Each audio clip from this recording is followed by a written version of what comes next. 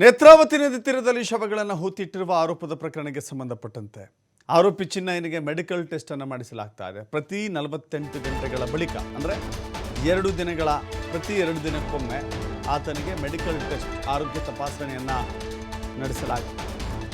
Medical test ನಡೆಸಿ SIT ಕಚೇರಿಗೆ ಮರಳಿದ್ದಾನೆ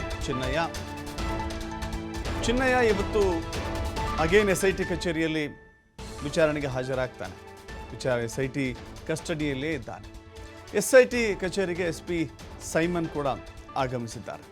ಆತ ಮೊದಲು ದೂರುದಾರ ಆಗಿದ್ದ, ಈಗ ಆರೋಪಿಯಾಗಿದ್ದಾನೆ. SIT ವಶದಲ್ಲಿದ್ದಾನೆ. ಆತನನ್ನು ತೀವ್ರತರವಾಗಿ ವಿಚಾರಣೆಯನ್ನು ನಡೆಸಲಾಗ್ತಾ ಇದೆ. ಕೇವಲ ಧರ್ಮಸ್ಥಳ ಅಂತಲ್ಲ, ಆತ ಯಾರ ಸಂಪರ್ಕದಲ್ಲಿದ್ದ, ಯಾರೆಲ್ಲ ಆತನ ಈ ಮಾಸ್ಕ್ ಮ್ಯಾನ್ ಅವತಾರವನ್ನು ತಾಳಲಿಕ್ಕೆ ಸಹಾಯ ಮಾಡಿದ್ರು, ಮಾಸ್ಕ್ ಮ್ಯಾನ್ ಅವತಾರದ ಇಡೀ ಸೃಷ್ಟಿಕರ್ತರು ಯಾರಿದ್ದಾರೆ, ಈ ಪ್ರಕರಣದ ಇಡೀ ವ್ಯಕ್ತಿಯಲ್ಲಿ, ಇಡೀ ಈ ವ್ಯೂಹದಲ್ಲಿ ಯಾರೆಲ್ಲ ವ್ಯಕ್ತಿಗಳು ಬರ್ತಾರೆ, ಆ ಎಲ್ಲ ವಿಚಾರಣೆಯನ್ನು ಬಾಯ್ಬಿಡಿಸಬೇಕಾಗಿದೆ.